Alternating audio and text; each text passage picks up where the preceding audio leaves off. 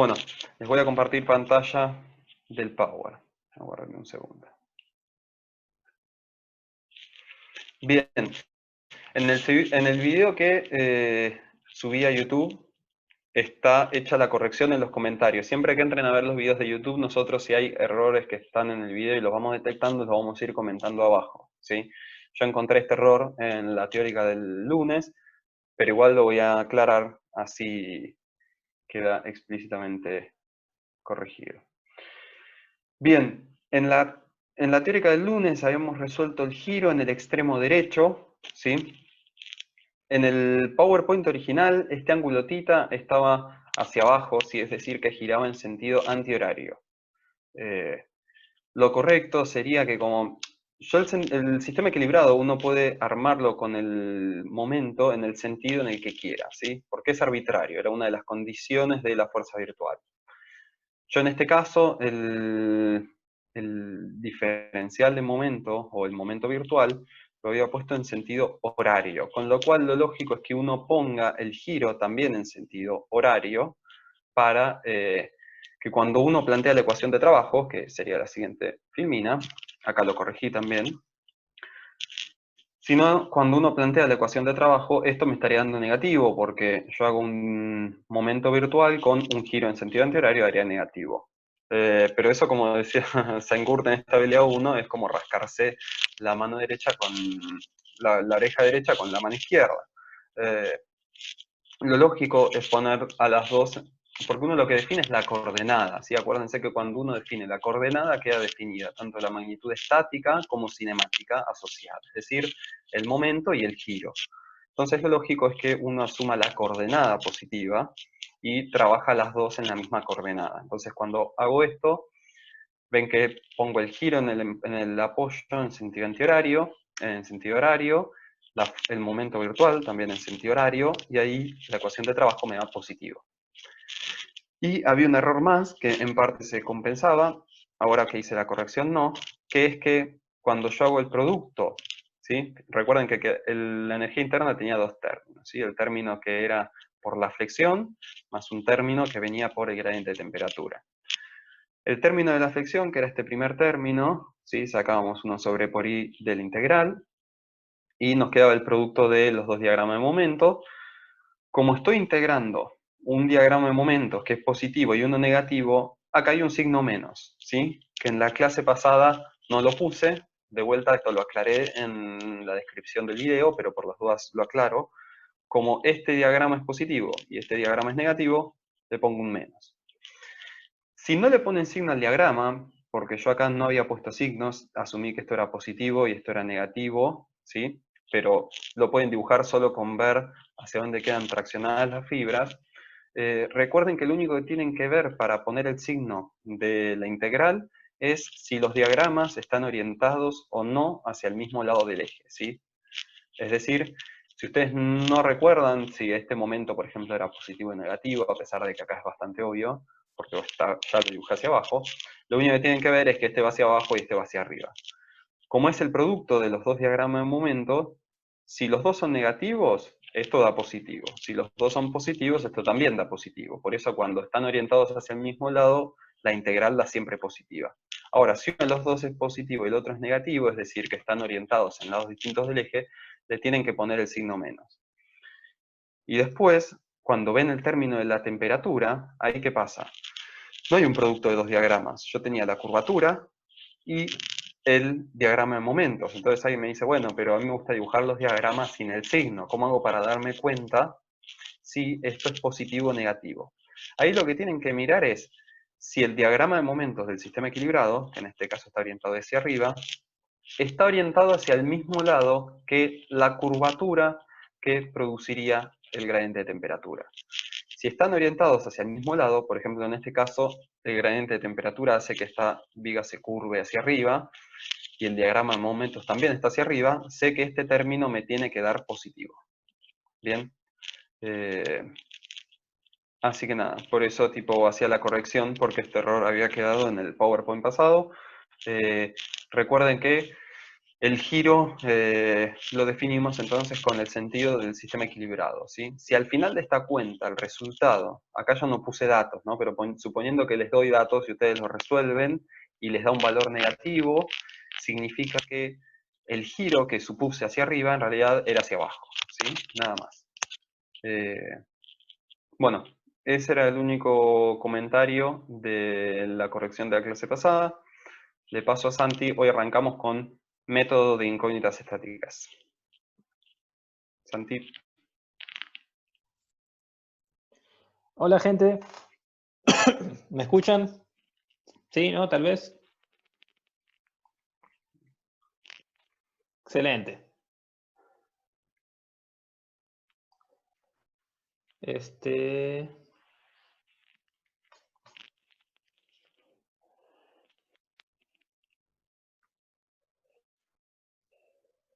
Bien.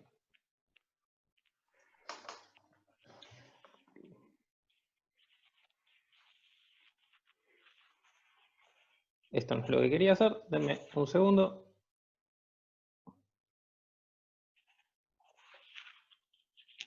Ya les dijo Darío entonces que hoy empezamos con la materia en sí, en gran parte.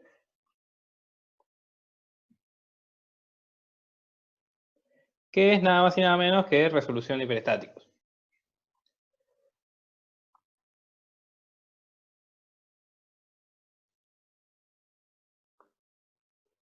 Ahora sí. Entonces, lo primero que habría que preguntarse es cómo detecto que algo es hiperestático. Entonces, lo primero que vamos a ver hoy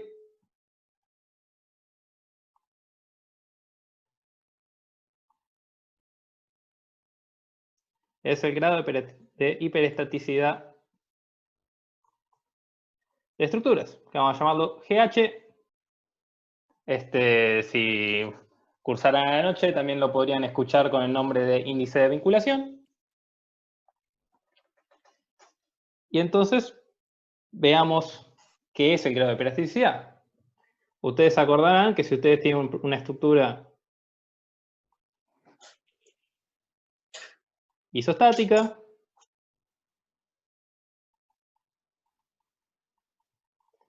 con algún tipo de carga y demás, ustedes querían calcularle las reacciones de vínculo para encontrar el equilibrio. Entonces ustedes tenían un sistema de ecuaciones, por ejemplo, suma de fuerzas horizontales, suma de fuerzas verticales, suma de momentos, obviamente igual a 0, está en equilibrio, respecto a un punto A. Y por otro lado tienen tres incógnitas, x1, x2, x3. Tres ecuaciones, tres incógnitas, se puede resolver el sistema. Esto es una estructura isostática. Esto me parece que ya lo tenemos bastante claro. Por otro lado, yo podría tener un pórtico plano. Sigue siendo un problema de una chapa, digamos, pero ahora tenemos 1, 2, 3, 4, 5, 6. 6 incógnitas, 3 ecuaciones. ¿Qué pasa ahora? Entonces, esto claramente tiene más incógnitas que ecuaciones de equilibrio. Va a tener, por equilibrio tendría en principio infinitas soluciones. Esta es una estructura hiperestática.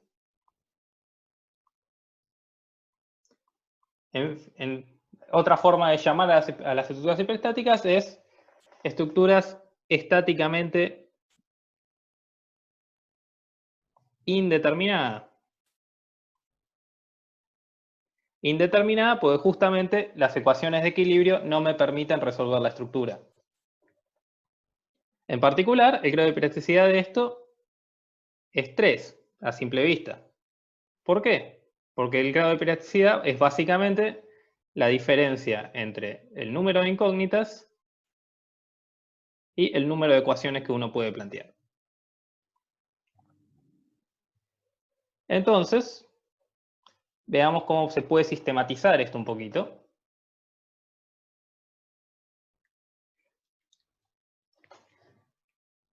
Si uno tiene una estructura cualquiera, vamos a trabajar en pórticos planos, por ahora. ¿Qué caracteriza un pórtico plano? Primero, que es una estructura de barras. Después, que es una estructura plana, está contenida en un plano. Y por último, que sus cargas también están contenidas en ese plano. Entonces, como uno tiene un pórtico plano, si uno se afana un pedazo de barra, o una barra, digamos, y se la lleva para analizar, ¿con qué se encuentra? Si uno se lleva la barra, tiene que poner de manifiesto las reacciones de vínculo internas de esa barra, que van a ser el esfuerzo normal, el esfuerzo de corte, el esfuerzo normal, que el positivo es al revés, vamos a respetar la terna, y la solitación momento.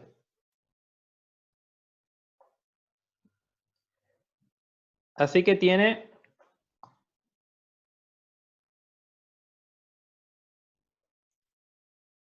Q1, Q2, M1, N2, M1, M2. Así que una barra tiene, en principio, 6 incógnitas, pero yo tranquilamente puedo plantear 3 ecuaciones de equilibrio, que serían fuerzas verticales, fuerzas horizontales y momentos respecto a un punto. ¿Hasta ahí me siguen? Pueden decir que sí o no en el chat. Me viene bien que todo lo que no entiendan, escriban o directamente se aprieten el micrófono y me corten. Bien. Entonces, una barra tiene 3 incógnitas en un pórtico plano.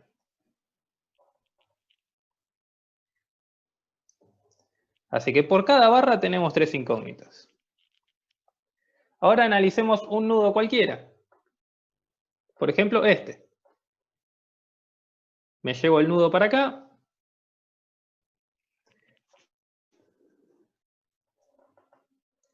¿Y qué vamos a tener? Que a ese nudo van a llegar esfuerzos normales, cortes y momentos de las distintas barras.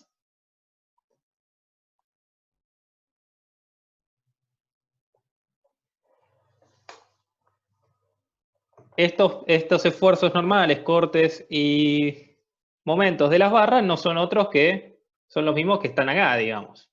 Está bien que este caso no es la misma barra, pero digamos, son las incógnitas de las barras, no son nuevas incógnitas. Y por cada nudo podemos plantear 3 ecuaciones. Podemos plantear fuerzas verticales en el nudo, fuerzas horizontales en el nudo y momentos en el nudo. Por lo tanto, un nudo o un nodo, digamos, implica 3 ecuaciones. ¿Qué otras incógnitas tenemos en nuestro problema?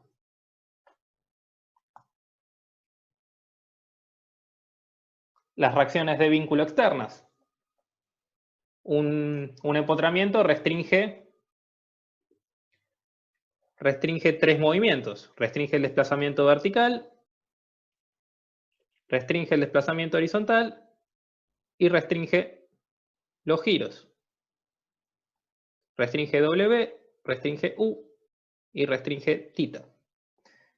Entonces, a cambio, tendrán que aparecer las magnitudes estáticas que permiten restringir esas magnitudes cinemáticas. Tenemos como incógnita la reacción vertical, la reacción horizontal y el momento, la reacción momento. En un apoyo móvil tendremos una reacción en dirección al apoyo móvil Pero a fin de cuentas, ¿qué significa esto? Que por cada vinculación, vamos a llamarlo por cada restricción, que es un vínculo, por cada restricción de vínculo,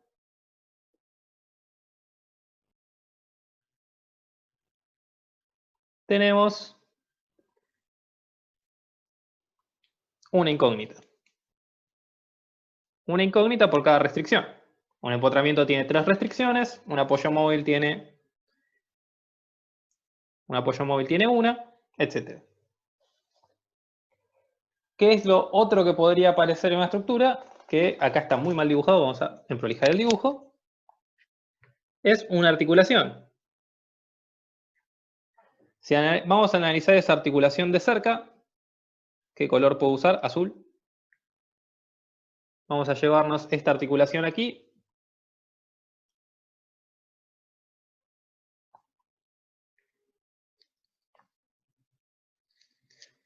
Fíjense que la articulación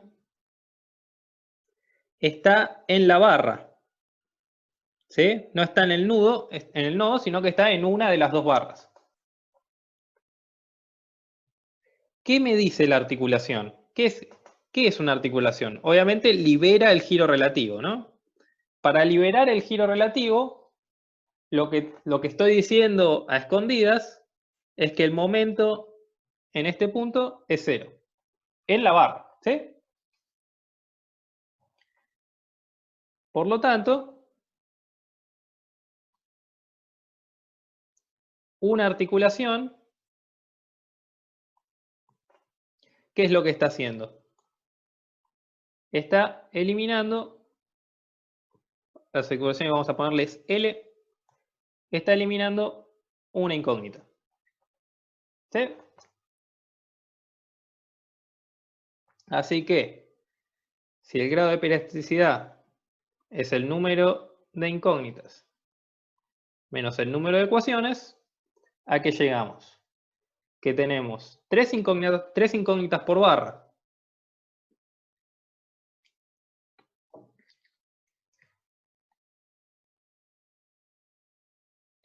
Tres incógnitas por barra menos la cantidad de articulaciones que hay.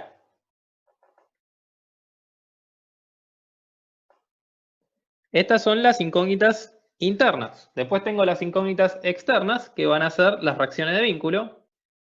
Así que tenemos el número de vínculos. Ahí tenemos el número de incógnitas totales. Restamos el número de ecuaciones, que son 3 por la cantidad de nodos. Y tenemos para pórticos planos cómo calcular el grado de plasticidad de una estructura. Veamos, por ejemplo, la estructura que dibujé ahí. ¿Cuántos nodos hay? 1, 2, 3, 4, 5, 6, 7.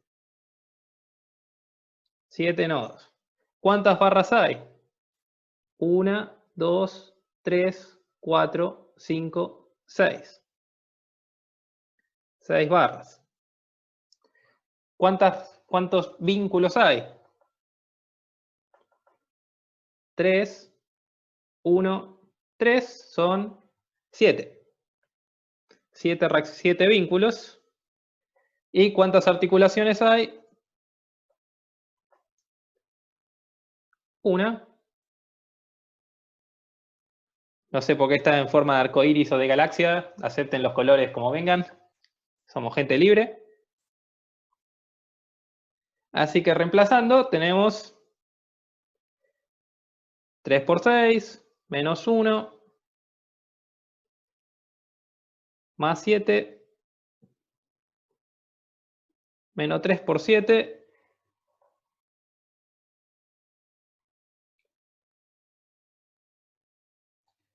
¿Y cuánto da esto? Es una buena pregunta. Esto da... Repito cada término de la ecuación, sí. Es 3 veces el número de barras menos una vez el número de articulaciones, más la cantidad de restricciones de vínculo o de reacciones de vínculo, menos 3 veces el número de nodos.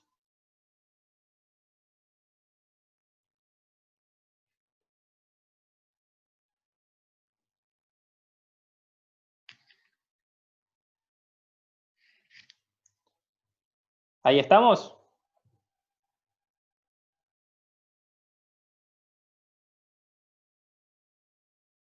Bien. Y entonces esto da 3 por 6, 18, menos 1, 17, más 7, 24, menos 21, 3. 3. Alguien que me chequee las cuentas, por favor.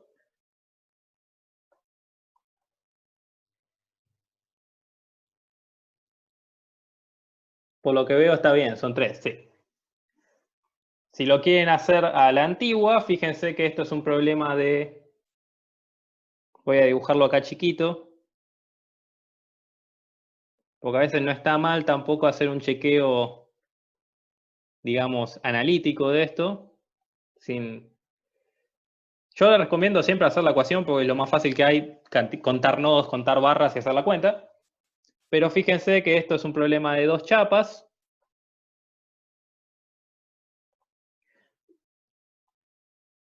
Donde esta me alcanzaba que se puede resolver con un arco a 3 articulaciones. Así que este apoyo móvil me está sobrando, el giro acá me está sobrando, y el giro acá me está sobrando.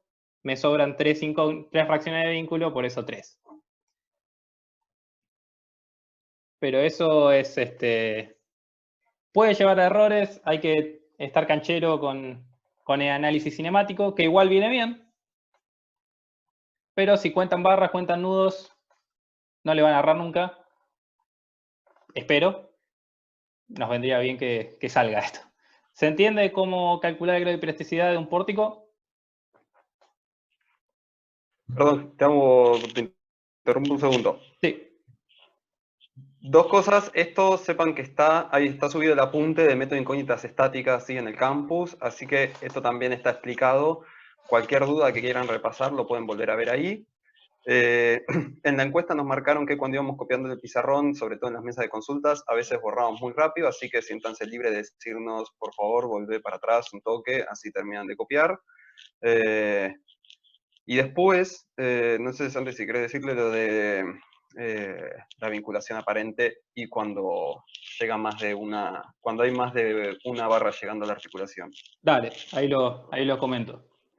Bien. Contesto primero, diferencia entre nodo y articulación. Nodo es todo punto de unión entre todo inicio y fin de barra es un nodo. ¿Sí? Otra vez. Esto es un nodo porque ahí arranca una barra y termina otra. Acá también, acá también, acá también, acá también. Todo esto son nodos.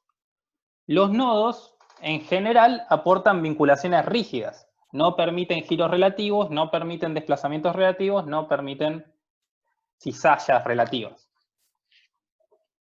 Una articulación es la liberación del giro relativo en uno de los extremos de barra. Entonces, yo puedo tener dos barras con un nodo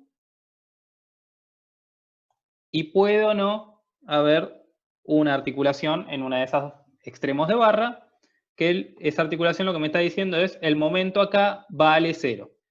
A cambio, libera el giro relativo. Pero un nodo es cualquier inicio y fin de barra. Bien. Como les dijo recién Darío, acá hay que comentar dos cosas que vale la pena. Uno, respecto a cómo contabilizar articulaciones. Es muy común que dibujemos algo así.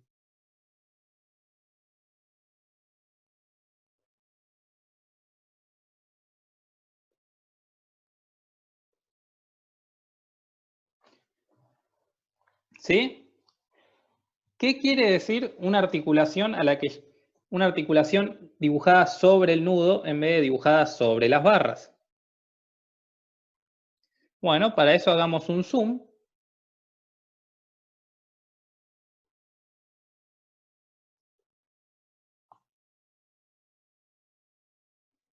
¿Qué me está diciendo que una articulación de este estilo? Que el momento acá es 0, tanto acá, como acá, como acá, ¿no?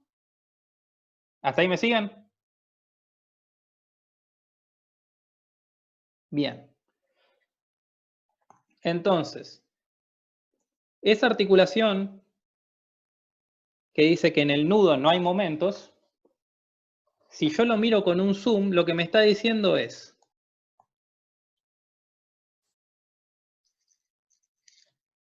que yo tengo un nudo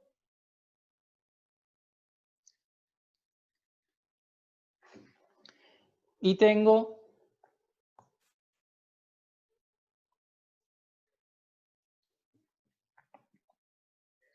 dos articulaciones.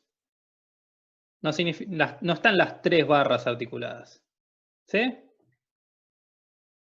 Fíjense que si esta barra tiene momento 0 y esta barra tiene momento 0, cuando yo haga suma de momentos,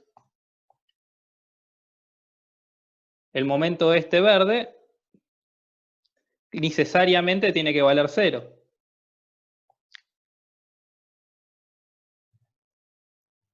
¿Ahí me siguen?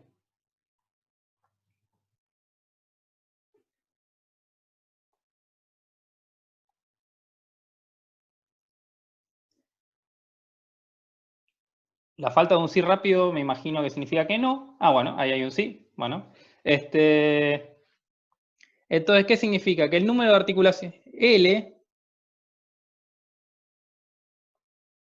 va a ser siempre menor al número de barras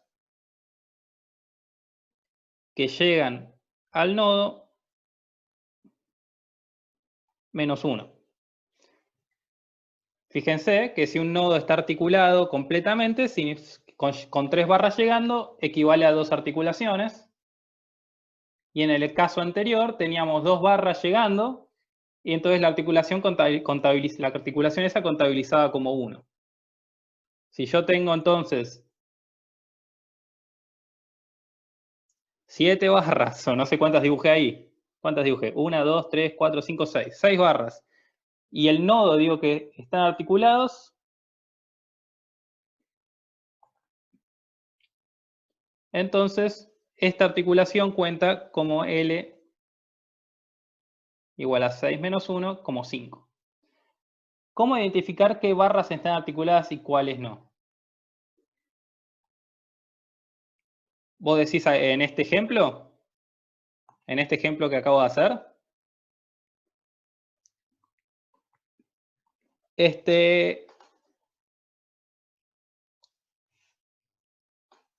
¿cómo decirlo? Es indistinto. Si yo dibujo esto, fíjate que lo que me está diciendo las articulaciones es que los momentos en todos los extremos de barra es 0. Es decir, que eso que dibujé ahí es idéntico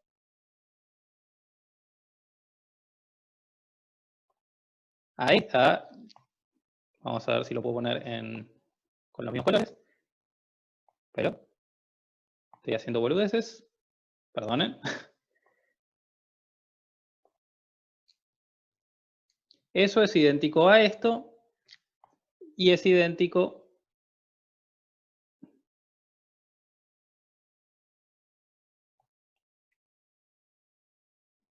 a esto. En los tres casos,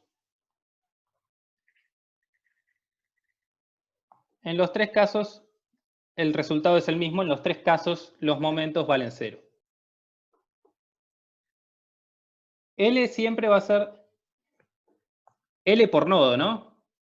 L en cada nodo.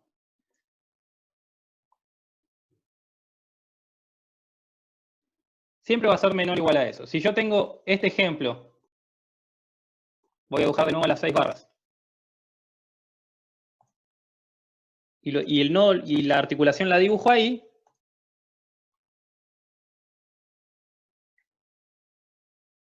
Acá L vale 1, porque hay solo una barra articulada con momento 0. Si yo te estoy diciendo que el nudo está articulado, es decir, que todas las barras tienen momento 0, entonces L va a ser esa cuenta número de barras menos 1.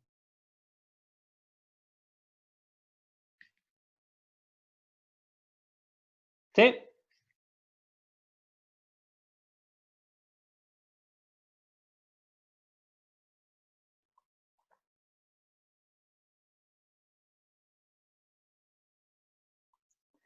A ver las dos preguntas. Según lo que determine como articulado, me van a cambiar las cuentas.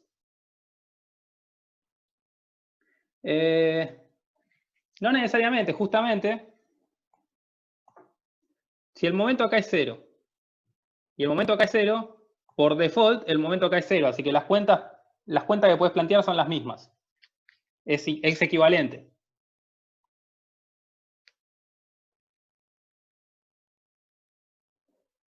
En Atenea lo de articular todas las barras hay que respetarlo. Efectivamente, en cualquier software de cálculo uno no puede articular todas las barras.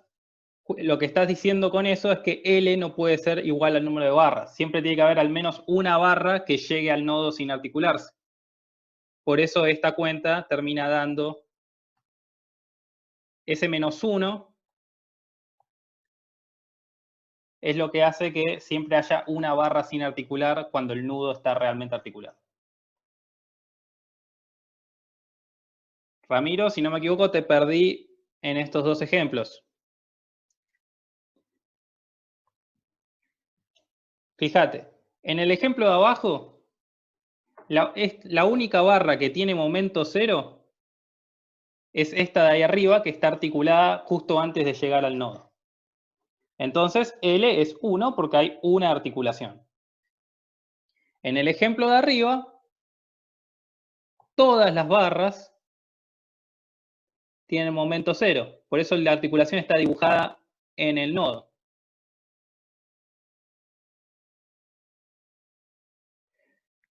Pero entonces ahí termina aplicando lo que vimos acá. Que dibujar una articulación en el nodo es lo mismo que articular todas las barras salvo una. Entonces, esa articulación del nodo cuenta como 5 articulaciones, que es 6 barras menos 1. ¿Sí? Bien. Hago un último comentario de grado y plasticidad. Voy a darlo solo para pórticos planos. Si quieren leer cómo es la cuenta en un reticulado o en un emparrillado, por favor lean el apunte. Porque si no, no vamos a llegar con el tiempo, me parece. Fíjense que el grado de plasticidad es una cuenta, pero no me está diciendo nada respecto a si la estructura es estable o no. Y para eso voy a mostrarles un ejemplo muy sencillo. Me imagino que alguna vez agarraron una... ¿Vieron en los picapiedras que tienen, o cuando llevaron las piedras para construir las pirámides en Egipto? ¿Qué hacían? Tenían una tabla de madera, la apoyaban sobre rodillos, le iban empujando y después iban poniendo rodillos uno delante del otro para poder transportar las piedras sin rozamiento. Fíjense, si ustedes hacen la cuenta acá de grado de hiperelasticidad, ¿cuánto les da?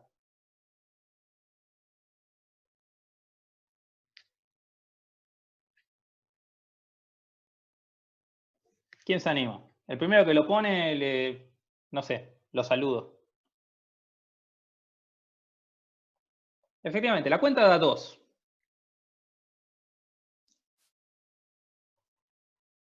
Si quieren hacer la cuenta como la vimos antes, ponemos los nodos. 1, 2, 3, 4, 5, 6 nodos. 1, 2, 3, 4, 5 barras. 5 reacciones. Da 2. Ahora bien, como ahí ya me comentó Joaquín y Mariano Testa, esto en realidad es un mecanismo, pues inestable, como prefieran llamarlo. ¿Por qué? Pues si yo a esto le pongo una fuerza F, la toma Magoya, esto se mueve. ¿Sí? Incluso se mueve con masa por aceleración porque aplica la ley de Newton. Entonces, no alcanza con hacer el cálculo de GH. En realidad, lo primero que hay que hacer, primero, hace un análisis cinemático y se aseguran que sea estable. Y segundo, una vez que se aseguraron que es estable, ahí sí ya pueden calcular el grado de hiperelasticidad. Fíjense igual que no significa, una estructura inestable puede tener solución igual. Si no existe fuerza horizontal, si no existiese la fuerza horizontal y a cambio hubiese solo una fuerza vertical, yo podría resolver la estructura. Y es más, es hiperestática para cargas verticales y es un mecanismo para cargas horizontales.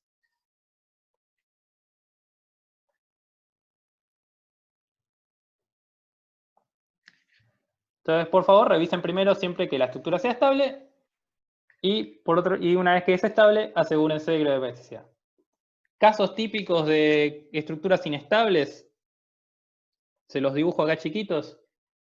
Uno típico es una articulación con un apoyo móvil. Esto se puede mover. ¿Podés volver a hacer el cálculo para que dé 2? Sí, ahí lo hago. Esto es una típica estructura inestable. Una biela con apoyo móvil en vez de fijo. Y el otro, y bueno, casi todos los que se van a encontrar van a ser de este estilo. Un conjunto de apoyos móviles que siempre falta alguna de las otras restricciones. La cuenta, sí.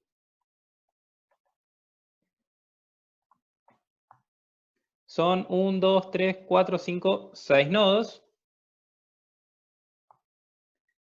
Son 5 barras. 1, 2, 3, 4, 5 barras. No hay 0 articulaciones. Y hay 5 vínculos. Así que GH es 3 por número de barras, menos L, más NB, menos 3 el número de nodos. Esto es 3 por 5, más 5, menos 3 por 6. Esto es 4 por 5, 20, menos 18, 2. Bien. Esto es básicamente todo lo que hay para decir de grado de hiperelasticidad. Hay en el campus un ejercicio, una serie de ejercicios para chequear que estén haciendo bien las cuentas. Si se fijan, una vez que lo terminan, no solo les dice la respuesta correcta, sino les dice cómo calcularla. Digo, está justificado, así que si a alguno no le sale, pueden verificar ahí que esté bien o mal.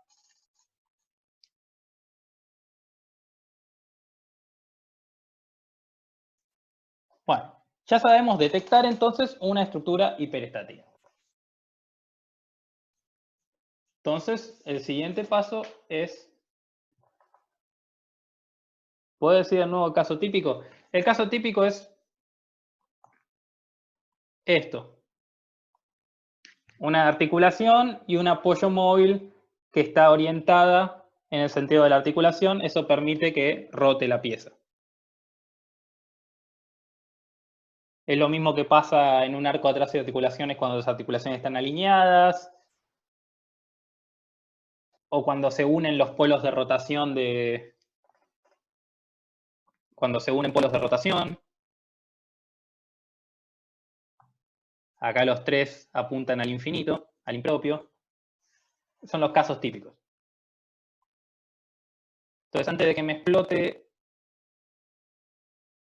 esto, voy a por un segundo abrir uno nuevo porque me va a explotar. Ahí va, una hoja en blanco. Qué placer. Vamos a empezar a hablar entonces de cómo empezar a resolver estas estructuras hiperestáticas. Cuando esto me diga que puedo. Bien. Entonces, vamos a empezar con el método de las incógnitas estáticas. También se lo llama método de las fuerzas. También se lo llama método de flexibilidad, de las flexibilidades. Y se lo llama también método de los desplazamientos compatibles. Tiene 80 millones de nombres según como quieras verlo. El nombre no importa. El chocolate tiene gusto a chocolate con cualquier nombre. Lo mismo este método. Así que veamos cuál es la idea detrás de esto. Otra vez, la idea de hoy es que sea lo más práctico posible, digamos. La teoría la pueden leer en el apunte. Tratemos de que se entienda el concepto. Entonces, lo primero que vamos a hacer es recordar qué es una coordenada. Ya vieron que una vez definida una coordenada, queda definida una magnitud estática, o también llamado fuerza generalizada, que puede ser un momento, una fuerza vertical, una fuerza horizontal, un par momento, un par de fuerzas, todo lo que sea relacionado con magnitudes estáticas y todo lo que es una magnitud cinemática o un desplazamiento generalizado. Desplazamiento generalizado puede ser un desplazamiento, un giro relativo, un giro, etc. Entonces, vamos a dibujar una típica coordenada. Está definida una coordenada, queda definida por una magnitud estática, una magnitud cinemática y un punto de análisis. Es decir, está asociada a un punto de la estructura particular. Entonces yo vengo, por ejemplo, voy a analizar este punto de la estructura y yo tengo una coordenada posible es analizar una fuerza vertical, que será la estática. La magnitud estática es una fuerza. La magnitud cinemática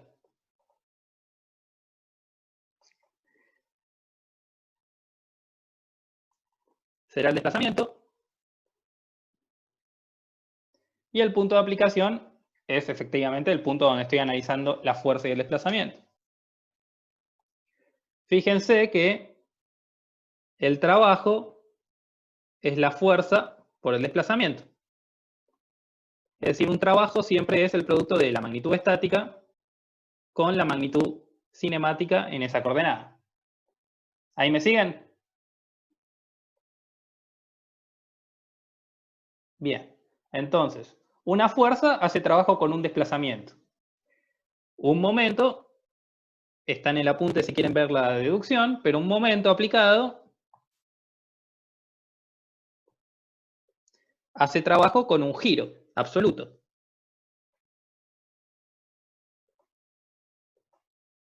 Así que ahí otra coordenada es momento aplicado, giro absoluto. Otra coordenada posible es una solicitación momento, que queda representada por este par de fuerzas, este par de pares, y la coordenada asociada a una solicitación momento es el giro relativo.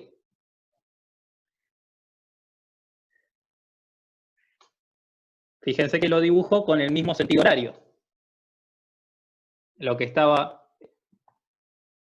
esto gira antihorario y esto gira antihorario. El momento gira horario, el giro asociado gira horario. Así que esto es un giro relativo, este es el giro relativo asociado a esta solitación momento. Puedo hacer lo mismo para la solitación corte, que si me sale bien el dibujo es un milagro. Vamos a probar. En el apunte está hecho y creo que me va a salir mejor acá que en el apunte. Un corte positivo, nosotros lo dibujamos. Corte positivo sería esto, porque están dibujadas las reacciones del corte. Y por lo tanto la deformación queda así.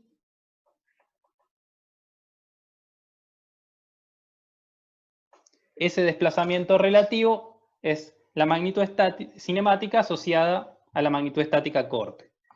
Y por último, la otra opción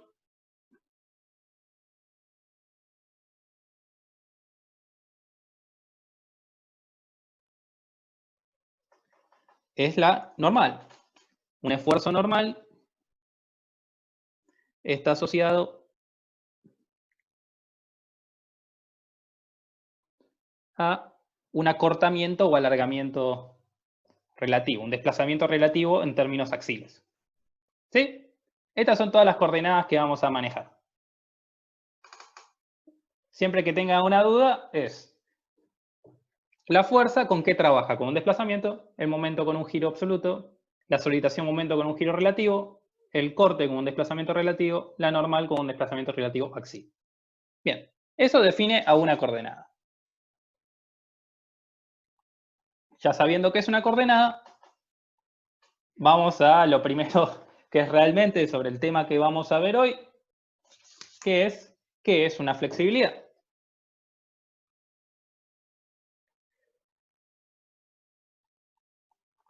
Como dato de color, a ver, la cantidad de palabras que usamos en la vida cotidiana que se originaron en la ingeniería es impresionante. Flexibilidad, rigidez, resiliencia, tenacidad. A los psicólogos les encantan esas palabras. Y todas esas palabras las inventaron los ingenieros para explicar estructuras. Fueron adoptadas por la psicología y le encontraron, la verdad, cosas bastante ingeniosas.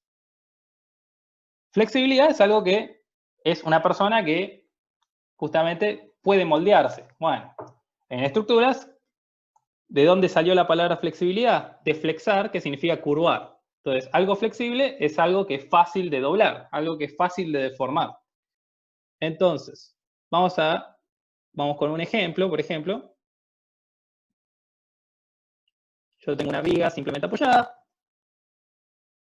de longitud L que tiene una fuerza P en el centro de tramo.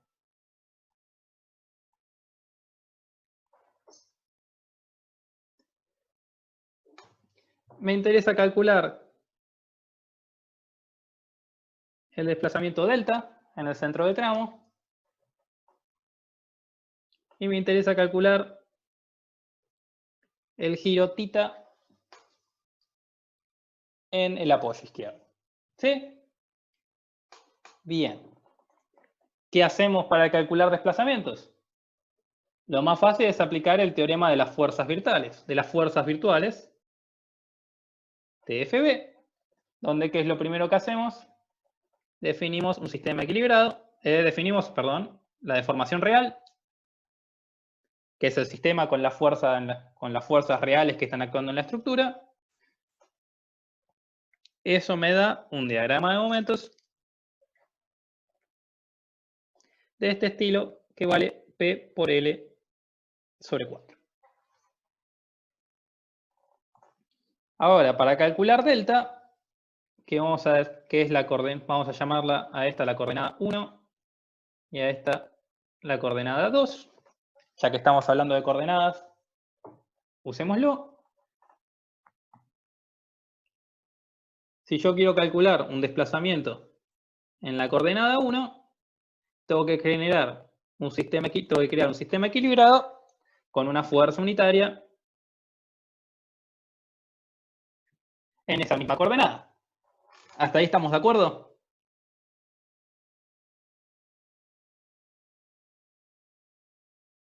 Bien. Esto genera un diagrama de momentos que vale L sobre 4.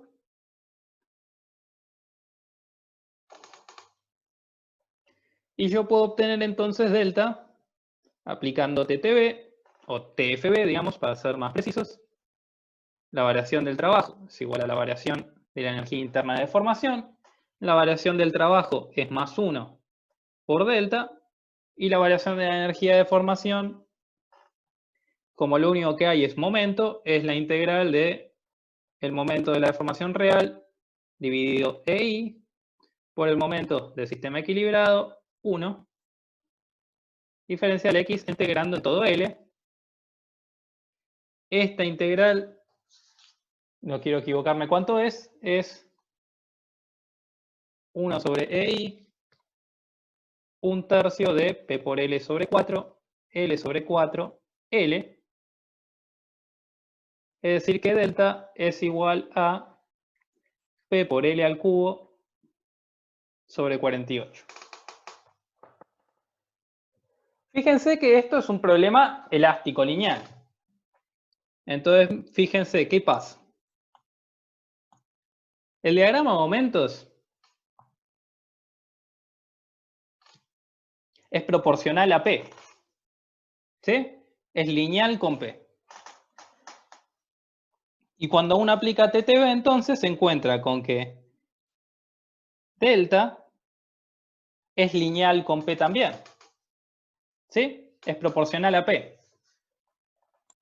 Entonces yo podría escribir delta en términos de una constante multiplicada delta debido a P, digamos, delta debido a P, es una constante multiplicada por el verdadero valor de P. ¿Sí?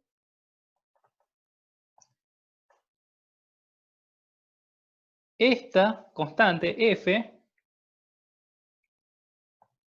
se la conoce como flexibilidad. ¿No faltó EI en el denominador? Sí, efectivamente me comí el EI. Gracias. Sí, me comí el EI.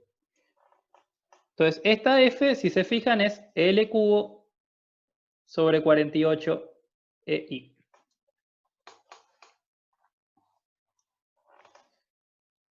Si yo quiero calcular el giro, te voy a plantear un sistema equilibrado 2.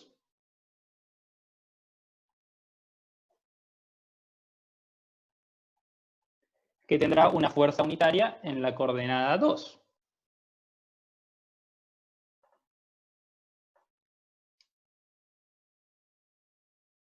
Más 1. Fíjense que si yo dibujé los giros horarios, el momento que aplico es horario.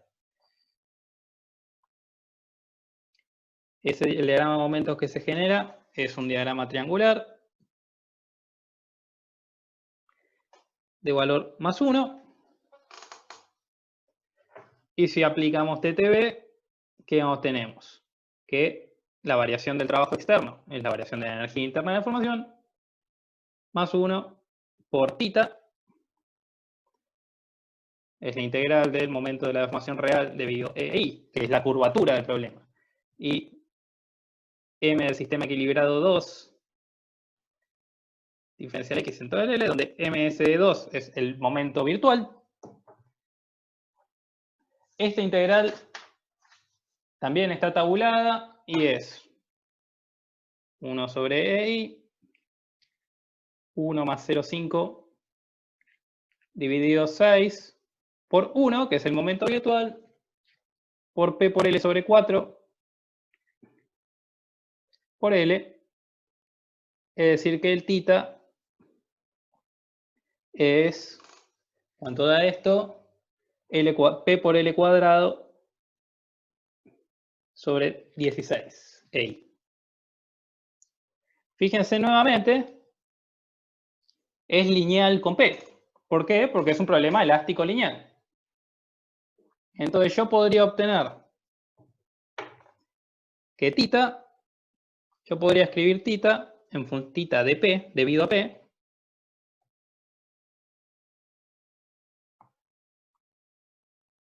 como una flexibilidad F multiplicado por el verdadero valor de P. Y ahí obtenemos que F no es otra cosa que L cuadrado sobre 16 EI. Bien. ¿Hasta ahí estamos?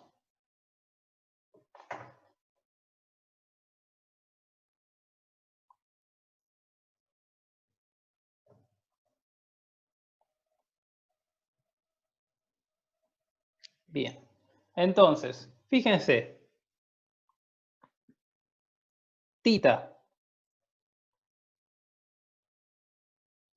La flexibilidad siempre es con el término que no es lineal. No entiendo la pregunta.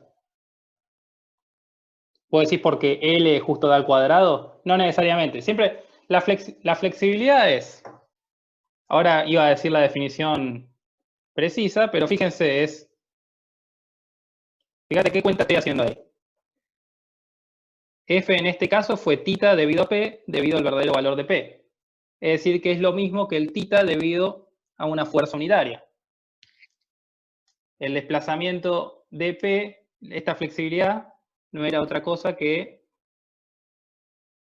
el desplazamiento debido a P dividido el verdadero valor de P.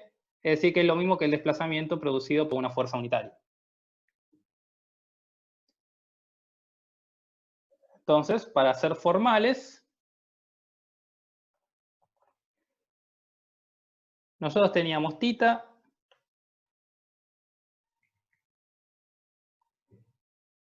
¿qué era?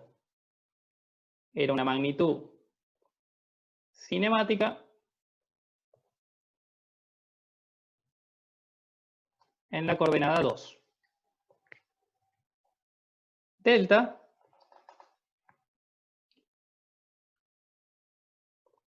era una magnitud cinemática, es un desplazamiento,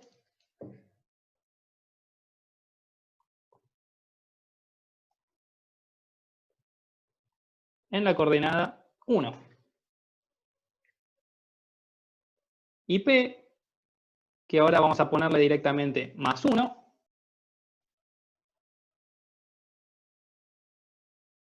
es una magnitud estática en la coordenada 1.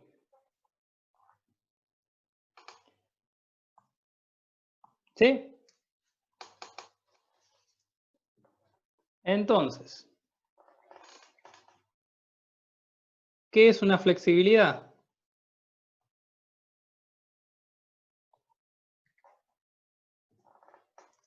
Una flexibilidad que es F y J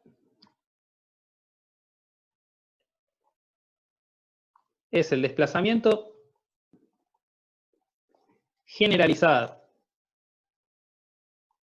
es decir, la magnitud cinemática, es decir, un desplazamiento, o un giro relativo, lo que esté definido por su coordenada. Es el desplazamiento generalizado en la coordenada y debido a una fuerza generalizada unitaria en la coordenada J. Es decir, una fuerza aplicada, un momento aplicado, un solitación-momento, solitación-corte, etc. Pero unitaria, es decir, es un desplazamiento por unidad de fuerza. Fíjense en el ejemplo anterior, entonces. Yo podría decir F11. F11 significa desplazamiento en coordenada 1. Díganme si la letra se entiende, si no escribo más lento, porque sé que mi letra es un espanto, pero avísenme ustedes, por favor. Es un desplazamiento en la coordenada 1 debido a una fuerza en la coordenada 1. Si ustedes miran, una fuerza en la coordenada 1 es esta deformación real, donde particularmente P es unitario, y el desplazamiento en la coordenada 1 no es otra cosa que delta. Así que F11, en este ejemplo, por ejemplo, era L cubo sobre 48EI. ¿Y cuál es la otra flexibilidad que calculamos recién? Fue el giro debido a una fuerza en el centro de tramo. El centro de tramo era la coordenada 1, el giro era la coordenada 2, lo que yo acabo de calcular era F21.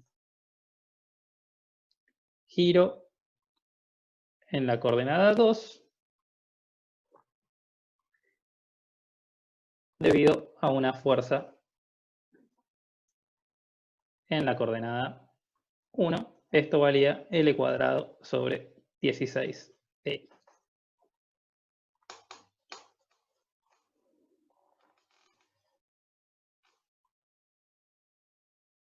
¿Hasta ahí estamos?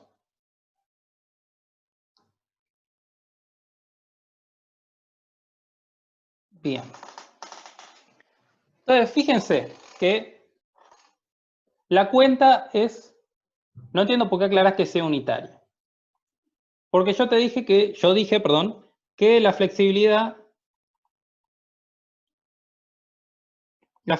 es el valor del desplazamiento debido a una carga dividido el verdadero valor de esa carga. Imagínate, si yo hago el desplazamiento debido a una carga unitaria, dividido el valor de la carga unitaria, me da directamente que es el valor debido a la carga unitaria.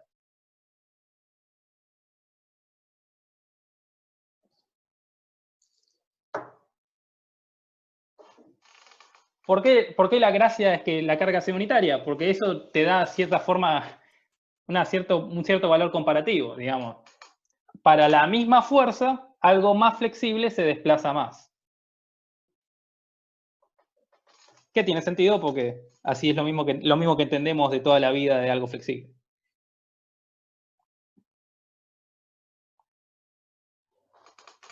Ahora, fíjense cómo calcular flexibilidad.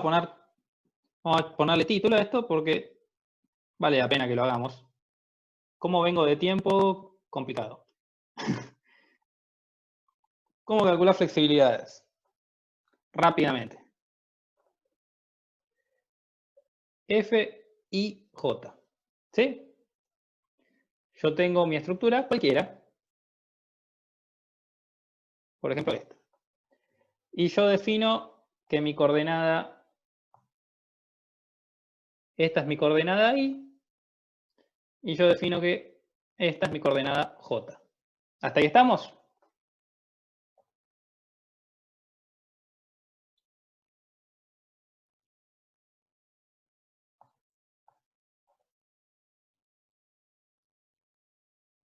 Supongo que sí. Entonces yo tengo un sistema equilibrado I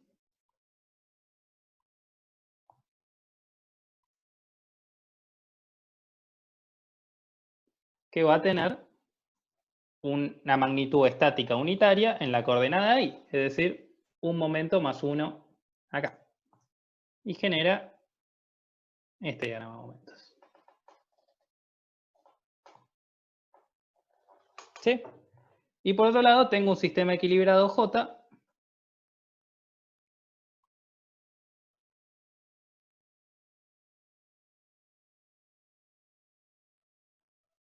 que va a tener una fuerza unitaria en la coordenada J.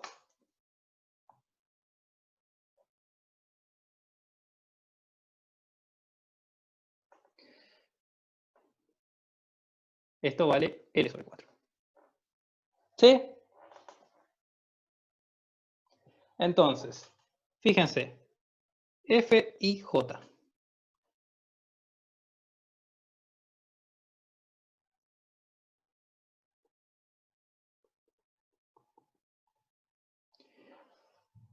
¿Qué es lo que yo quiero calcular?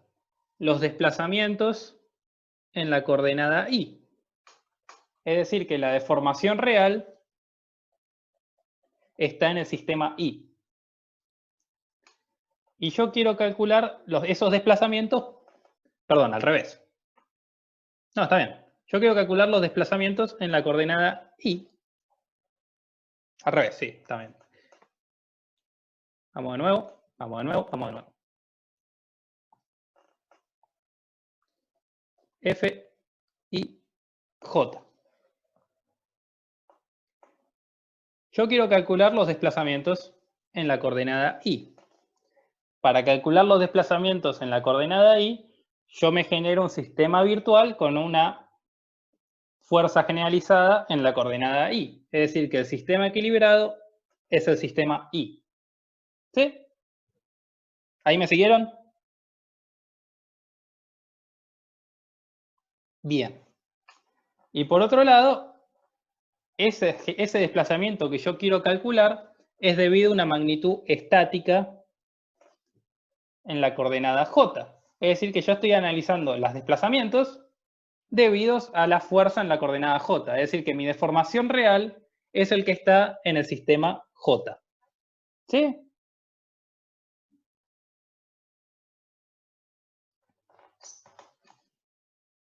Lo repito. F y J, por definición, es el desplazamiento generalizado en la coordenada Y debido a una fuerza generalizada en la coordenada J. Es la definición. Por ejemplo, en el ejemplo que mostré al principio, lo miro acá un segundo, la coordenada 1 es la coordenada 1 la que está relacionada a desplazamientos y fuerzas en el centro del tramo, la coordenada 2, giros y momentos en el apoyo. Entonces, la flexibilidad 2, 1 es el desplazamiento en la coordenada 2, es decir, el giro en el apoyo, debido a una magnitud estática en la coordenada 1, es decir, es el giro en el apoyo debido a una fuerza en el centro de tramo, unitaria. Entonces, si yo quiero calcular el desplazamiento en la coordenada Y, ¿yo qué tenía que hacer? Poner en la coordenada Y una magnitud estática unitaria, que es esto de acá. Es decir, que el sistema equilibrado que invento es el sistema Y.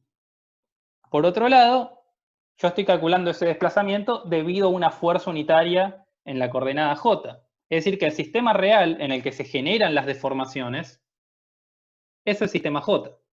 Entonces, la deformación, si yo tengo F y J, la deformación real es J y el sistema equilibrado es I. ¿Sí? Bien. Y por lo tanto, si aplico el trabajo del teorema de las fuerzas virtuales, F y J va a ser la integral en toda la barra de MJ dividido EI por MI diferencial X más lo mismo para la normal,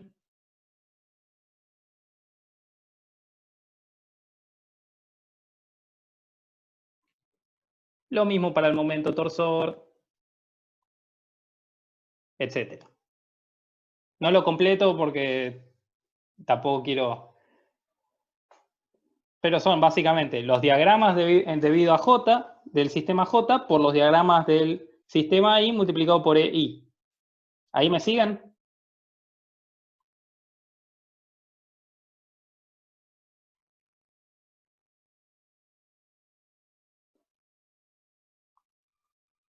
¿Vamos bien? Dice MJ, sí, perdón.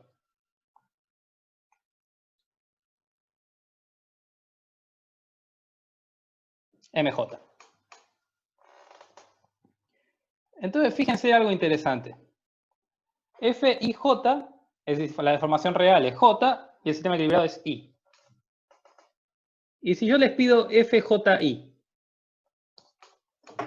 ¿cuál es el sistema equilibrado?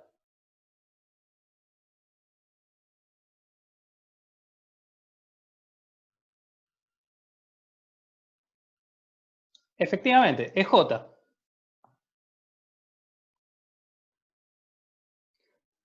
Y la deformación real es I. Por ejemplo, F12 sería el desplazamiento en el ejemplo anterior, sería el desplazamiento, F12 sería el desplazamiento en el centro de tramo debido a un momento aplicado en la coordenada 2. Pero fíjense que entonces FJI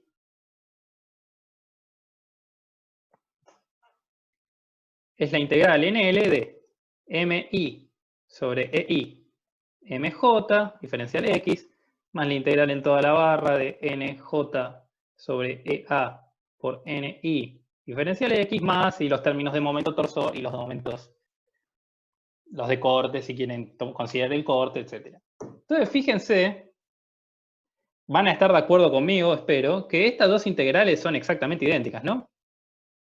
¿Lo ven?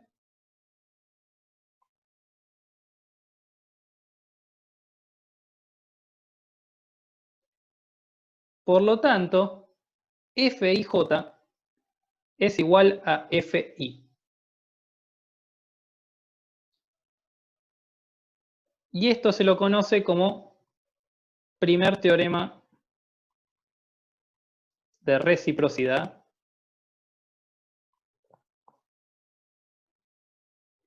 o teorema de reciprocidad de flexibilidades.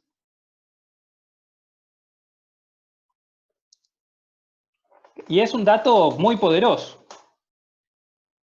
No sé si alguien se lo hubiese planteado en su cabeza, pero que un momento en el apoyo genera un desplazamiento en el centro de tramo que es igual al giro que se genera en el apoyo debido a una fuerza en el centro de tramo, la verdad es medio mágico. Y es así.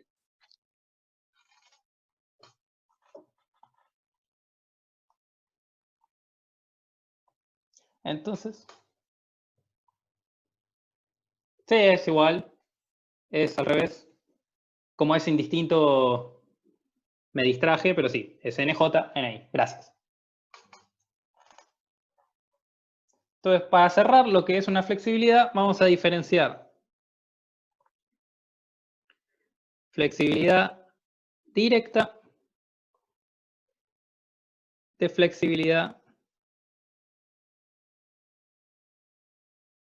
cruzada. Si yo tengo F y J, si J es igual a I, yo tengo F y I. Eso es una flexibilidad directa. Si J es distinto de I, yo tengo F y J, que es igual a FJI. Esto es cruzado, esto es directo.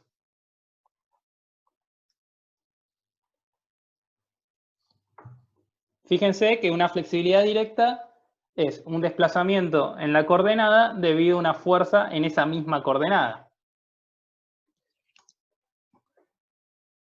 Y una de las características de las flexibilidades directas es que FII es siempre mayor que 0. Y es lógico, porque fíjense, voy a completar esta tabla. FII. La deformación real es I y el sistema equilibrado es I. Y si yo vengo a la cuenta, estoy multiplicando el momento I consigo mismo. Es decir, es el momento I al cuadrado. El cuadrado de cualquier función es positivo, entonces los términos son siempre positivos. FI, I siempre es mayor que 0. Las flexibilidades directas son siempre positivas. De las flexibilidades cruzadas, en principio no puedo decir nada, pero sí sé que son EI y J es igual que JI. ¿Sí?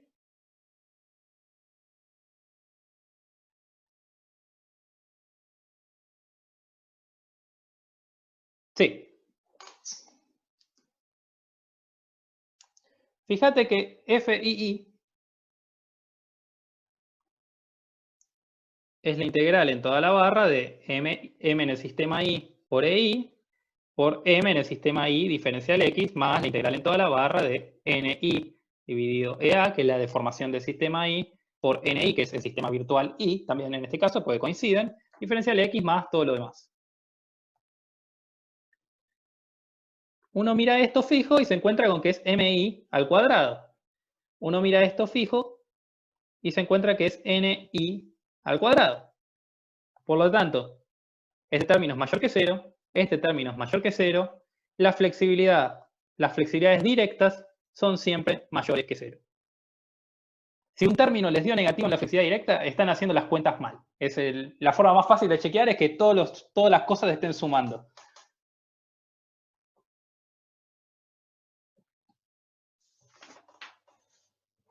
Bien. Sabemos qué es una estructura hiperestática. Sabemos lo que es una flexibilidad. Vimos el teorema de reciprocidad de flexibilidades. Les comento nomás. Una flexibilidad directa no podría ser nunca negativa, porque significa que vos empujás para abajo y se levanta. Digamos, no tienes... Digo, no puede ser nunca que yo aplique una fuerza acá y la estructura suba. Claramente tiene que bajar. Por eso una flexibilidad directa es siempre positiva.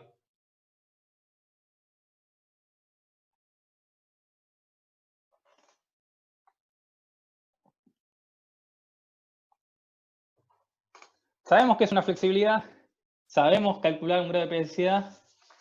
Tratemos de completar en esta media hora de queda, espero llegar, cuál es la ecuación fundamental del método.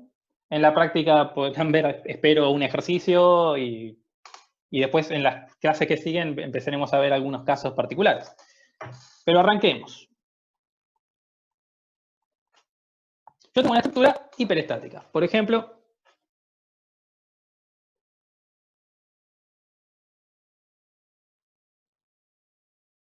esta de acá. ¿Es estable? Sí. Si hacemos un análisis cinemático rápido, es una chapa empotrada, es estable. Calculémosle el grado de hiperestaticidad GH.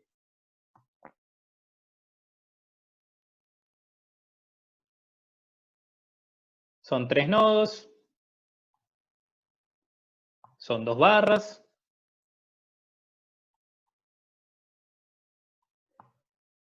No hay articulaciones y hay 5 vínculos. Efectivamente, da 2. ¿Qué significa 2? Como hablamos antes, significa que el número de incógnitas es 2 veces más que el número de ecuaciones.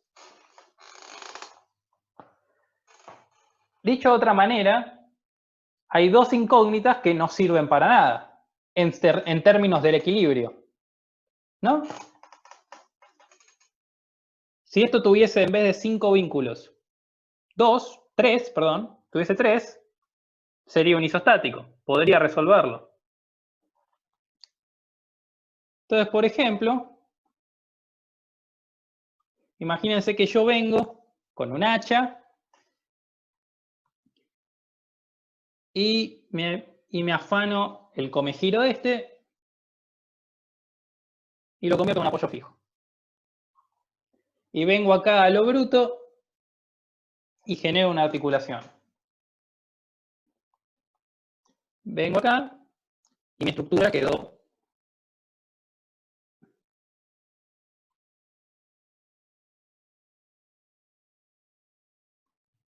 así. ¿Cuál es el grado de hiperestaticidad de esta estructura?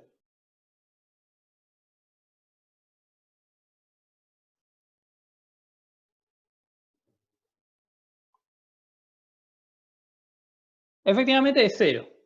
Convertí el problema en un isostático. Fíjense que son 2 vigas simplemente apoyadas.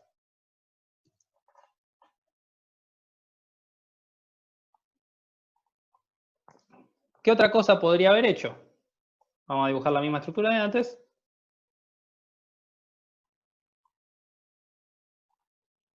Con el empotramiento me alcanzaba, ¿no? Así que yo puedo venir, volar este apoyo móvil, volar este apoyo móvil.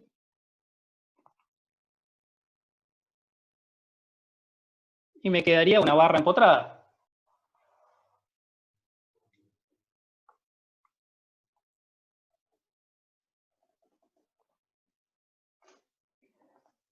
Entonces,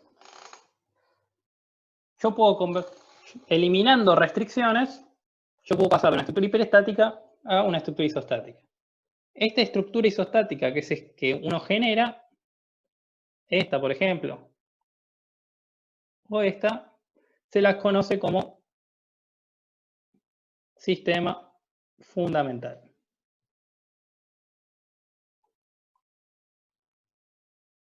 Esta es una opción, esta es otra. Fíjense que se pueden armar casi infinitos sistemas fundamentales que se les ocurran.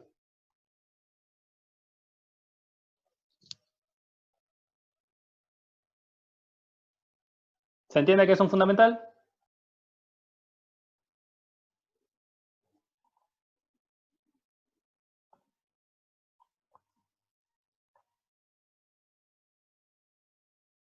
Bien. Entonces, fíjense.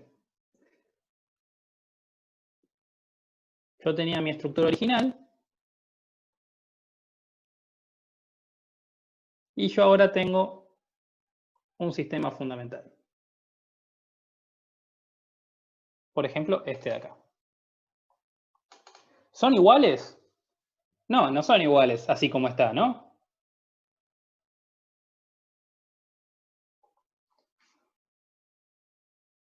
Fíjense que en este punto el desplazamiento es 0, porque hay un apoyo móvil.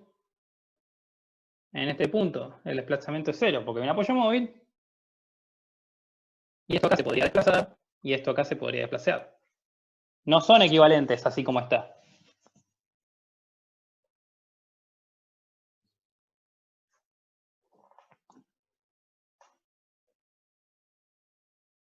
Pero yo lo que puedo hacer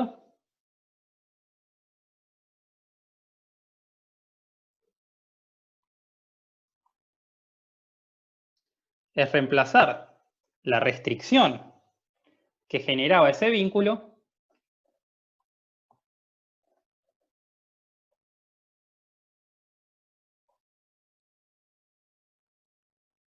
por los valores que tienen esas fracciones que no conozco.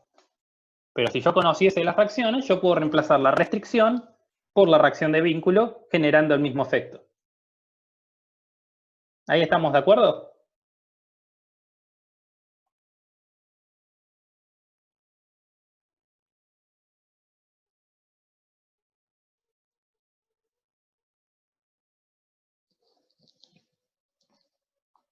Bien, no me acuerdo si ese sí ya estaba de antes o es nuevo. Vamos a suponer que sí. Entonces, ¿cómo puedo conocer estas reacciones de vínculo? Pensémoslo. Vamos a agarrar entonces un ejemplo y vamos a resolver un ejemplo que muestre el problema. Espero llegar en 15 minutos.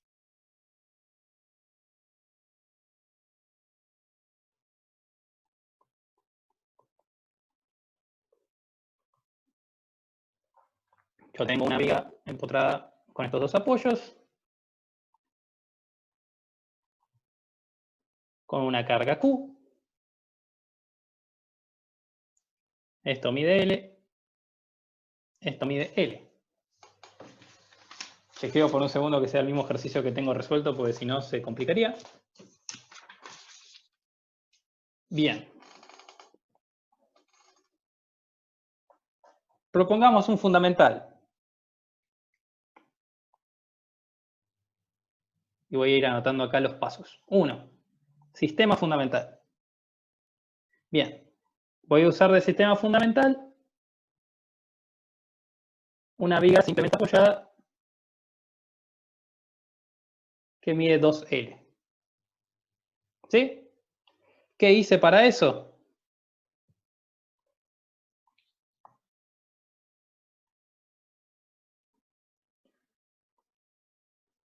Para generar este sistema fundamental, me aparecieron dos incógnitas, que es el momento en el empotramiento que no conozco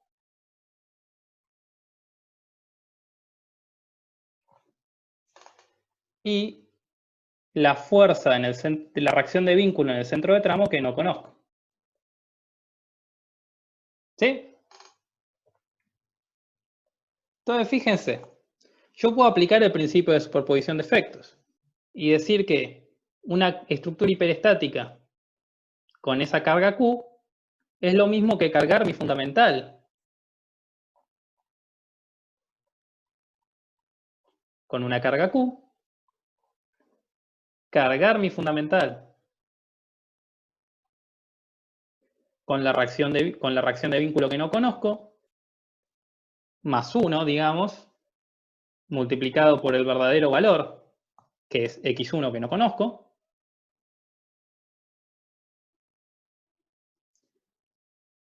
más el fundamental cargado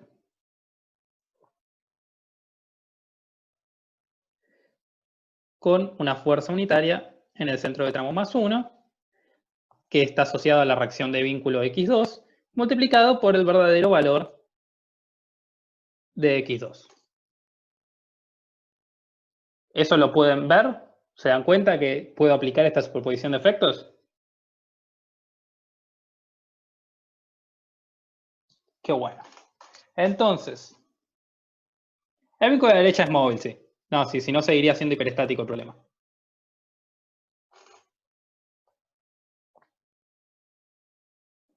Entonces, fíjense, yo tengo un sistema cero, que es el fundamental, con las verdaderas cargas de la estructura.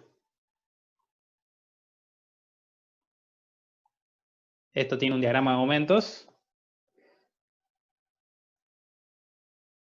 parabólico, donde en el centro de tramo vale Q por 2L al cuadrado sobre 8, Q por L cuadrado sobre 2. Fíjense que es un isostático, así que lo puedo resolver muy fácil.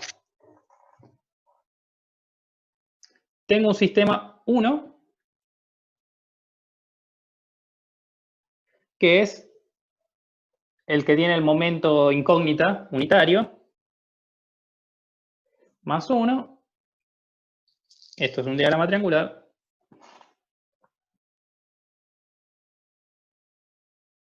Ahí va, 1. Y tengo un sistema 2. Perdón, me sigo olvidando los apoyos móviles. Ahí va. Un sistema 2 que tiene una fuerza unitaria en el centro de tramo que está asociada a la reacción de vínculo X2 que no conozco. Pero yo puedo escribirla unitaria y después multiplicarla por el valor. Y esto vale P por L sobre 4, pero L es 2L, así que esto es L sobre 2. ¿Sí? Tenemos estos tres sistemas. Entonces veamos.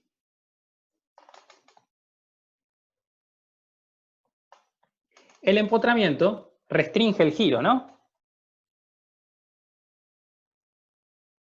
Como el empotramiento restringe el giro, yo sé que en el hiperestático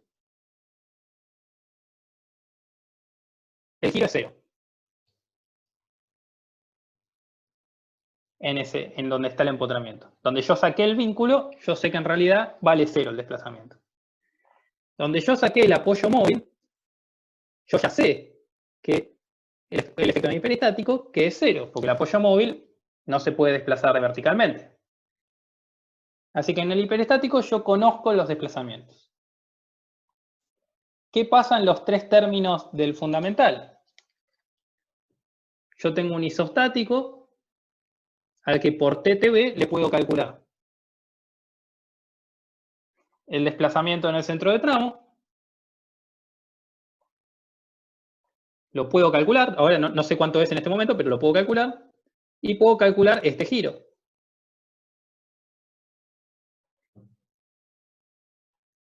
En el sistema con el momento aplicado, es un isostático, tengo los diagramas, puedo calcular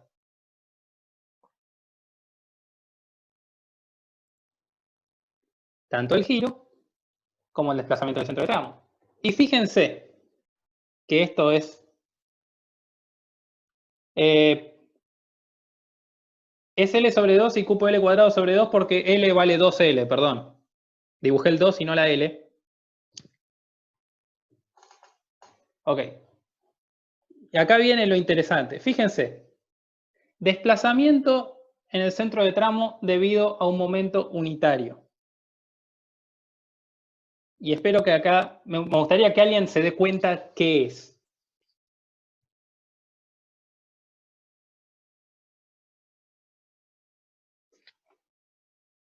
El que me lo dice, logra que la clase dure 5 minutos menos. Así que es un golazo el que lo dice.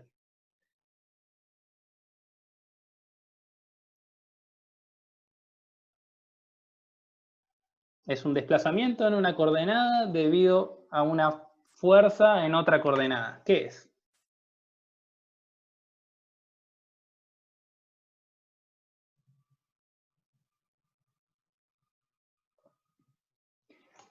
Es la flexibilidad cruzada, sí señor.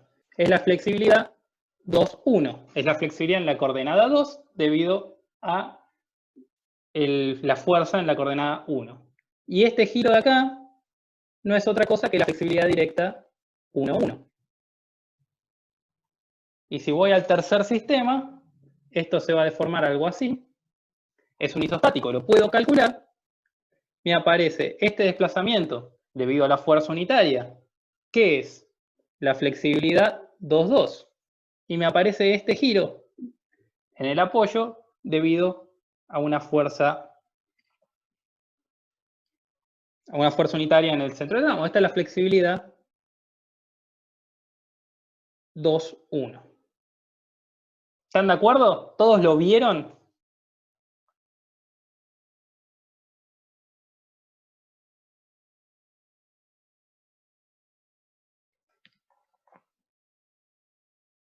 Excelente. Entonces, fíjense, vamos a hacer una tablita y veamos cómo puedo calcular todas esas cosas que me aparecieron. Me apareció el efecto en el hiperestático en la coordenada 1. El efecto en el hiperestático en la coordenada 2. El efecto en el fundamental en la coordenada 1 por las causas. El efecto en el fundamental debido a la carga distribuida en la coordenada 2. La flexibilidad 1,1, la flexibilidad 1,2, la flexibilidad 2,1 y la flexibilidad 2,2. Todas estas cosas tengo que calcular. Ahora bien, estas dos son datos, porque yo saqué el vínculo, pero en el hiperestático sigue existiendo. En este caso particular valen 0, no necesariamente, en este caso particular valen 0, pero en fin de cuentas son datos. ¿Se dan cuenta que son datos?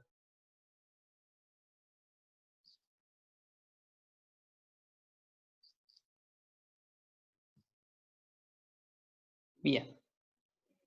¿Y cómo voy a calcular todas las demás?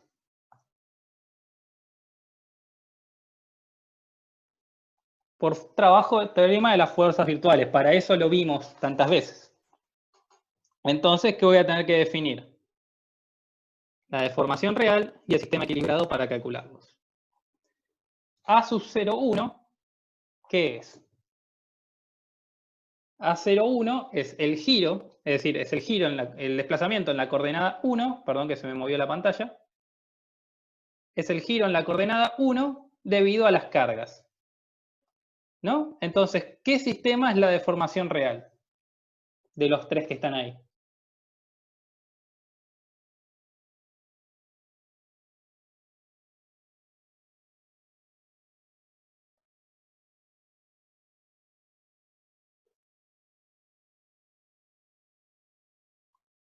¿En qué sistema quiero calcular las deformaciones? O el desplazamiento.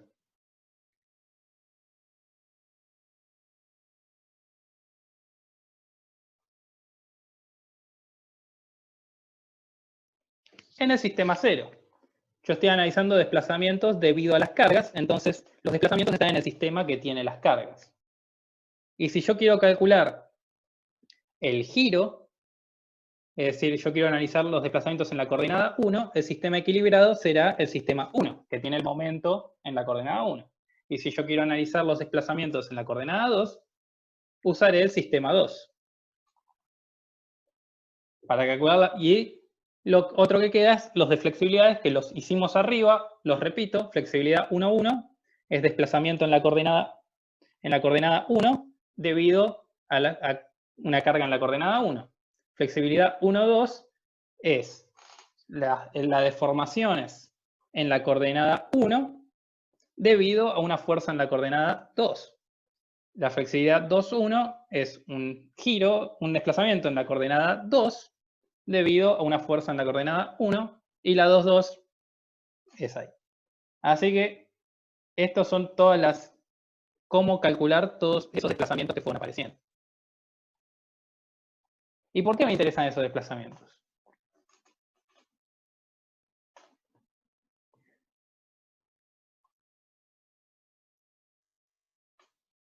Por el principio de supervisión de efectos, que es lo último que vamos a ver hoy, y después hacemos un descanso porque los estoy matando.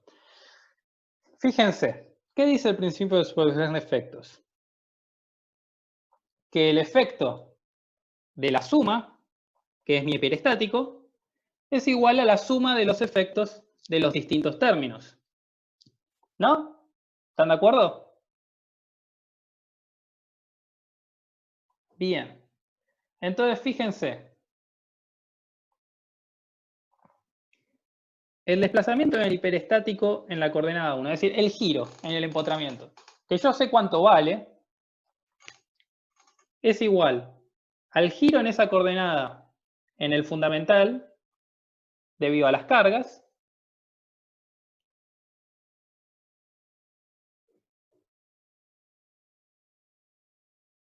al giro en el fundamental debido a una fuerza unitaria, es decir, F11 multiplicado por el verdadero valor de X1,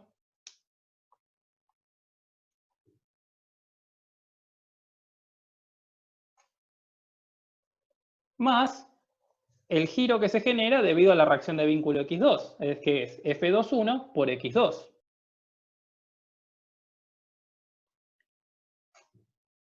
Y por otro lado, si yo quiero el desplazamiento en el centro de tramo, que era la coordenada 2, en el hiperestático la conozco y el resto las calculé. Es la suma de lo que, del efecto en el fundamental, es decir, debido a la carga distribuida, que es este A02,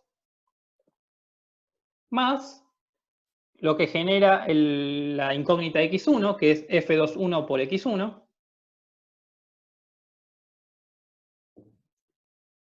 más el efecto que genera la incógnita X2, que es F22 por X2. Si en algún momento los perdí, por favor díganme. Sí. AH son los desplazamientos generalizados en el hiperestático. Entonces, A sub H1 es el efecto en el hiperestático en la coordenada 1, AH2 es el efecto en el hiperestático en la coordenada 2. A sub 0 son los efectos en el fundamental debido a las cargas. Es decir, A sub 0, 1 es el giro en la coordenada 1 debido a la carga Q. Y A02 es el desplazamiento en el centro de tramo debido a la coordenada Q. Debido a la carga Q. Bien. Entonces tenemos un sistema de ecuaciones. Dos ecuaciones, dos incógnitas. Puedo obtener esas fracciones. ¿Qué tipo de ecuación es esta? Y me interesa que lo sepan. Es una ecuación de compatibilidad. Estoy asegurándome que los desplazamientos sean consistentes con los vínculos que hay. ¿Cuáles son mis incógnitas? Fuerzas. Generalizadas, obviamente. ¿Y cuáles son las cuentas que hago? ¿Qué cuentas estoy haciendo? Estoy calculando desplazamientos. Entonces, el sistema de ecuaciones es un sistema de ecuaciones de compatibilidad. Las incógnitas son mis fuerzas X1 y X2. ¿Y qué cuentas hice para obtener todos los coeficientes? Hice TTB. Bueno, en el caso del hiperestático es un dato conocido, pero en todos los demás es TTB. Si yo esto lo escribo matricialmente, me queda una matriz F por un vector X más un vector A sub 0 tiene que ser igual a un vector A sub H. F es la matriz de flexibilidad. Se llama matriz de flexibilidad. ¿Y qué tiene adentro? Todas las flexibilidades. F11, F12, F21, F22. A sub 0 es el término de causa.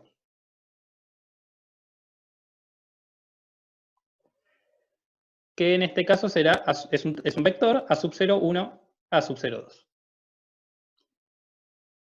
Y AH es el efecto en el hiperestático,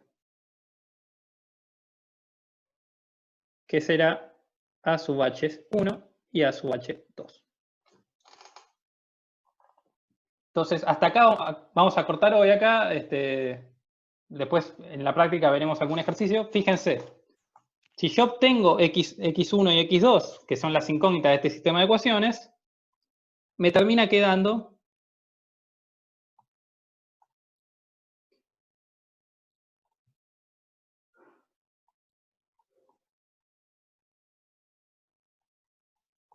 x1 y x2, que ya las conozco, y la carga Q.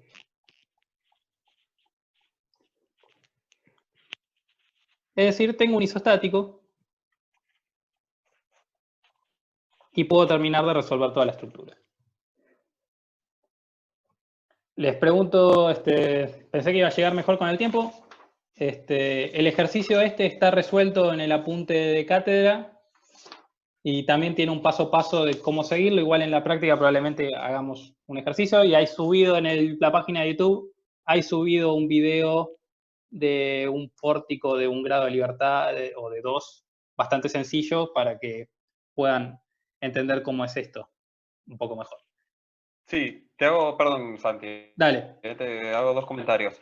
Están subidos, habilitamos 2 videos, que uno es un pórtico plano, con una carga estática distribuida, sencillo. Mírenlo ahora, tomen su intervalo, y después podemos conectarnos con las mesas de trabajo. Tómense 10 minutos de intervalo, les va a dar para ver. Son 2 videos, la segunda parte es el mismo pórtico plano, pero resuelto con cargas térmicas. Pero tienen que arrancar por la parte 1, porque hay una parte que está resuelta solo en la parte 1. Así que arranquen por ese video, que es el más largo, pero por lo menos una vez que llegan a calcular la flexibilidad de si sacan x1 y x2, después lo que queda es construir los diagramas, así que si ahí ya se quieren ir conectando a las mesas de trabajo, después lo pueden terminar de ver, la última parte, digamos, del video. Una vez que están calculadas las incógnitas, que están despejadas, ya si quieren ahí pueden pausarlo y después seguir viéndolo. El resto es superposición de efectos, eso creo que les va a salir fácil. Así que bueno, están subidos los 2 videos. Miren, arranquen por el más largo, hasta que se calcule x1 y x2, y pueden después guardar la segunda parte, para verla cuando terminen las clases de consulta. Lo siguiente es la clase la semana que viene vamos a ver, hay otros videos que todavía no están habilitados, vamos a ver los casos especiales que hacemos cuando hay apoyos elásticos, bielas, sedimentos de vínculos, ¿sí? Por ahora van a arrancar solo con cargas estáticas y cargas térmicas. Un comentario nomás. ¿Les suena algo de lo que vieron hoy? ¿De alguna materia anterior? Porque Santi dijo, bueno, vamos a ver el método de las incógnitas estáticas, esto es la nueva estabilidad 3, y tipo, eso es verdad, pero en realidad ustedes ya trabajaron con este método en estabilidad 2, ¿sí? No sé si se acuerdan, voy a tratar de compartir pantalla, a ver si me deja. Santi, Ahí ¿podés saco la hacerme mía, host? así. Dale, Fíjate si ahora podés. ahí va. Comentario cortito. En realidad todo lo que ya vieron hoy, ustedes ahora lo vieron en la forma más general, que era tipo en la forma matricial, pero seguro se van a acordar de este ejercicio de estabilidad 2. Tenían una barra empotrada, bien empotrada, y tenían un gradiente de temperatura. Bien, si se acuerdan, ¿cómo resolvían esto? Lo que terminaban haciendo era, decían, bueno, libero el empotramiento, uno de los extremos,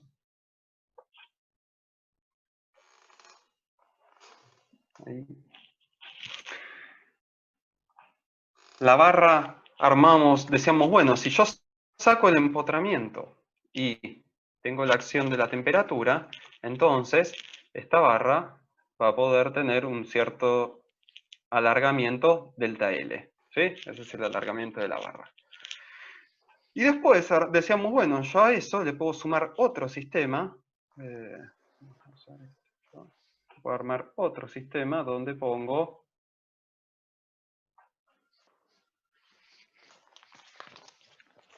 una fuerza que está representando al esfuerzo normal en la barra. ¿Sí? Bueno, la vamos a poner para el otro lado. Pero es lo mismo. Y acá poníamos una fuerza que la llamamos X o Sosti la llamaba más 1 y después lo multiplicaban por X. ¿Bien? X era la incógnita estática y al final ustedes terminaban planteando una ecuación que era que el corrimiento, bueno, yo no tengo el lápiz, y así que imagínense que eso es un lambda, sí, es lambda. El corrimiento en el hiperestático, ¿sí? Es igual a corrimiento en el extremo de la barra en el sistema cero, más el corrimiento debido al más 1 por X. ¿Sí? Y decían que esto de acá, este término, era igual a 0. ¿Por qué? Porque en la estructura hiperestática, acá había un empotramiento, y en este punto, ¿sí?, el corrimiento terminaba siendo 0. Bien, ¿qué estaban haciendo acá? El método de las incógnitas estáticas. Es exactamente lo que vimos hoy, solo que en ese momento todavía no sabían, por ejemplo, que esto de acá es una flexibilidad, es un corrimiento debido a una carga unitaria. Pero después es lo mismo, lo que nosotros vimos recién es cómo generalizarlo, no solo para solicitaciones axiles, sino para cualquier solicitación, y esta ecuación pasa a tener una forma matricial. ¿Está bien? Pero si lo miran bien, es un tema que ya vienen manejando desde estabilidad 2. Así que bueno, vamos a hacer esto, cortemos. Como tuvieron bastante teoría, si quieren tómense un intervalo de unos 10 minutos, ahora, después de ver el video. Acuérdense, el video es largo, dura casi una hora. Pueden cortarlo cuando ya están calculados los valores de X1 y X2. Siempre de ahora en más en la teórica nos vamos a conectar al ID de esta aula virtual que está actualizada en el campus, así que si tienen guardado en Zoom la ID vieja, bórrenla porque vamos a empezar a usar esta. Bueno, si no hay preguntas... Quiero contestarle a Delfina nomás, que hizo una pregunta para no perderla, pobre. Sí. Delfina, fíjate que vos al sacar el vínculo pones de manifiesto la reacción de vínculo. Es decir, todas las incógnitas van a ser siempre fuerzas, sea reacciones de vínculo o si pongo una articulación, una soliditación momento. Son siempre incógnitas estáticas, por eso el nombre del problema. Ahora, las incógnitas son incógnitas estáticas, es decir, fuerzas, momentos, etc. Y los cálculos que uno hace son cálculos de desplazamientos, giros. Por eso en la coordenada de X1 uno calcula giros y lo que busca es el momento en ese empotramiento.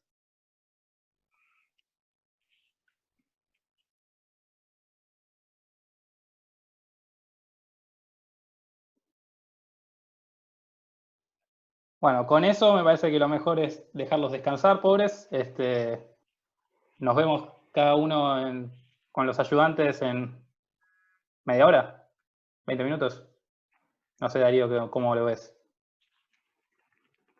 15 minutos. Tómense 15 minutos y después sí pónganse a ver el video, o sea, con los ayudantes se van a terminar conectando, perdón, ahí tenías razón, más o menos les va a llevar otros, creo que son unos 20 minutos hasta que encuentran X1 y X2, así que a eso de las 12 menos cuarto, a las 12 a más tardar, conéctense con los ayudantes. Bueno, los dejamos, gente, descansen, espero que se haya entendido más, después le vamos a compartir otra encuesta, tengo entendido, a ver cómo continuamos. Sí. Vamos a ir Vamos a aproximaciones pasar sucesivas. a través de las mesas.